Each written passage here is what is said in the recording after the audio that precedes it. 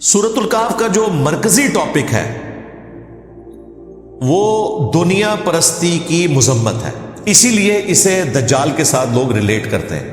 ایک تو مسلم شریف کی احادیث کی وجہ سے کہ پہلی 10 آیات دجال سے بچنے کے لیے، دوسری ریزن یہ ہے کہ سورۃ الکہف کا مرکزی ٹاپک یہ ہے کہ دنیا کی زندگی عارضی ہے، دنیا کی زندگی کی جو آرائش ہے یہ آپ کو دھوکے میں مبتلا کرے گی، لیکن اس کی وجہ سے آپ نے دھوکے میں نہیں آنا، آخرت اورینٹڈ رہنا ہے۔ یہ ایک دجل ہے، ایک فریب ہے، اسی لیے دجال کے ساتھ ریلیٹڈ ہے۔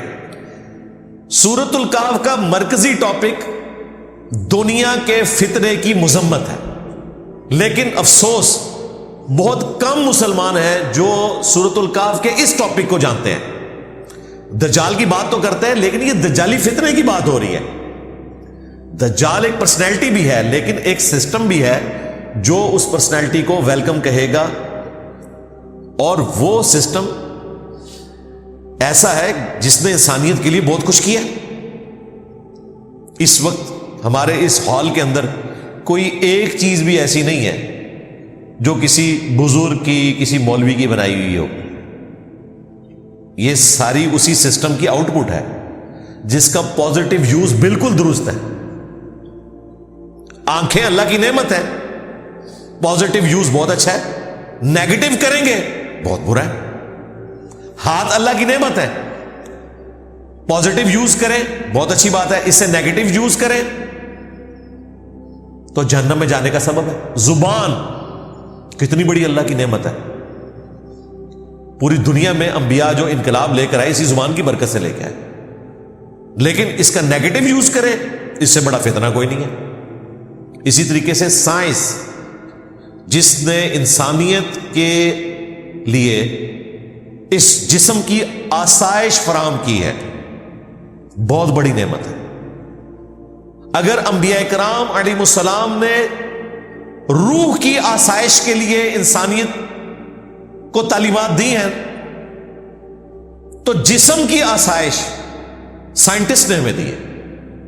اس ہال میں آپ کو ایک چیز بتائیں، ویڈیو کیمرہ ہو، یہ کالر مائک ہو، ہمارے کپڑے ہوں، ہماری گھڑی ہو، یہ لائٹنگ ہو، یہ قالین ہو، ایئر کنڈیشن ہو، کوئی ایک چیز بتائیں، ایون یہ جو قرآن پرنٹ ہوئے ہوئے بخاری مسلم، سب سائنس کی برکات ہے۔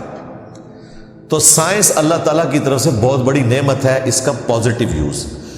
اب سائنس نے تو اپنے کرشمے لوگوں کو دکھا دیے،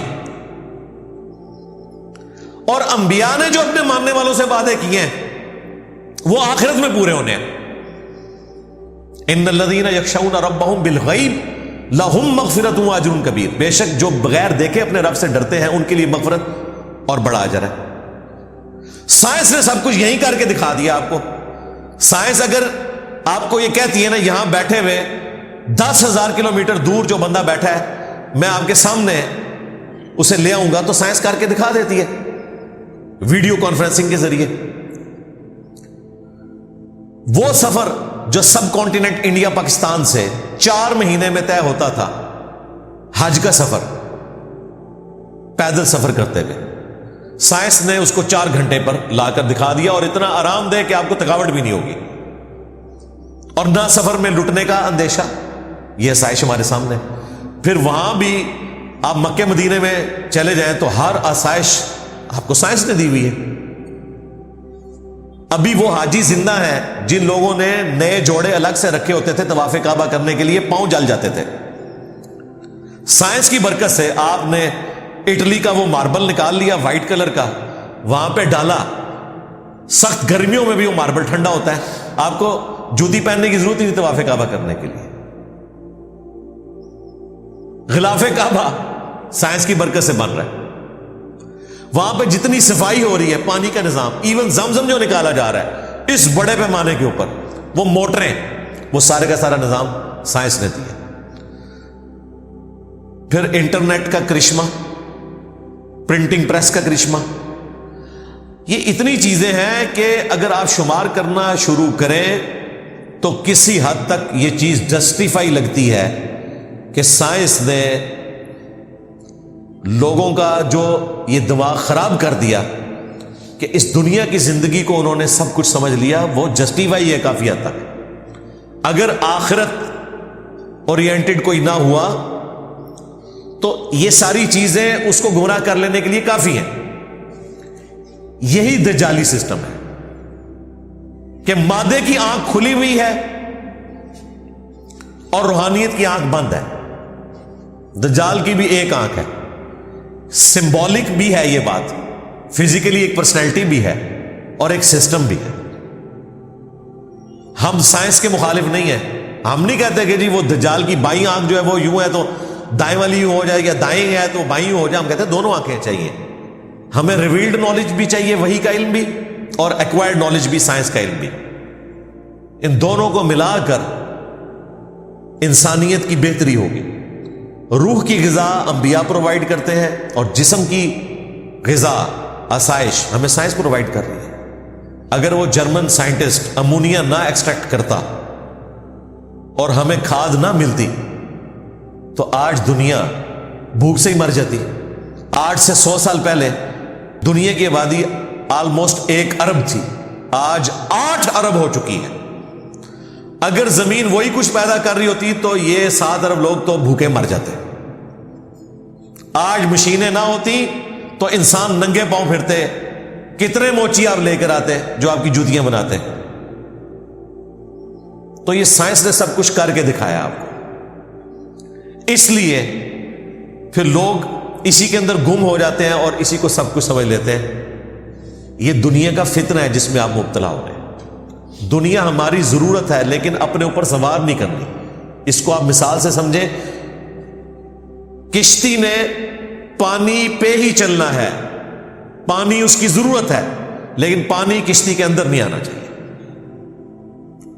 سائنس ہماری ضرورت ہے، دنیا کی آسائشیں ہماری ضرورت ہیں، لیکن اس کو ہم اپنے اوپر اتنا سوار نہ کریں کہ ہماری کشتی ڈوب جائے اور آخرت بھی برباد ہو جائے. تو اس کو بیلنس کر کے چلیں. جو مولوی بالکل دنیا کی مذمت کے اوپر بات کرتے ہیں ان کے رہن سہن میں کوئی بھی دنیا کی ایسی آسائش نہیں ہے جو انہوں نے خود چھوڑی ہوئی ہو. تو وہ تقریر کرتے ہوئے تو اچھے نہیں لگتے نا. میں اگر یہ باتیں کر رہا ہوں تو میں اچھا لگتا ہوں کہ میں نے سبسسٹنس لیول کے اوپر چیزیں حاصل کی ہیں دنیا سے، لیکن اپنی آسائش کو اس لیول پہ نہیں لے کے گیا کہ اپنی آخرت ہی برباد کر لوں. تو آپ کو یہ باتیں سننے کو ملیں گی، دجالی نظام، دجالی نظام، اور 24 گھنٹے اس کا نفع حاصل کر رہے ہیں. واٹس ایپ کی شکل میں، اسمارٹ فون کی شکل میں، ایئر فلائٹس کی شکل میں، ٹورز کی شکل میں، بڑی بڑی گاڑیوں کی شکل میں. کون سا فائدہ جو ان لوگوں نے حاصل نہیں کیا؟ تو یہ مکمل طور پر سائنس کی برکات کو آپ کنڈیم نہیں کریں گے. یہ اللہ تعالیٰ کی طرف سے نعمتیں ہیں جو اللہ تعالیٰ نے عطا کی ہیں انسانیت کو. کل یوم ہوا فی شان، ہر آنے والا دن اللہ تعالیٰ کی نئی شان لوگوں کے سامنے لے کر آ رہا ہے. آج سولر انرجی نے دنیا کی کایا کلب کر دی ہے. دنیا پریشان تھی کہ 2050 تک پیٹرول ختم ہو جائے گا زمین سے، پھر ہم کیا کریں گے. آج کہہ رہے ہیں نہیں جی 2050 نہیں، 2030 میں ہی ختم کر دیں. سولر انرجی زیادہ بہتر ہے. پیٹرول کے یوز سے تو ہوا جو ہے وہ خراب ہو رہی ہے، آب و ہوا ساری برباد ہو گئی ہے، اسموگ آ گئی ہے، سب کچھ.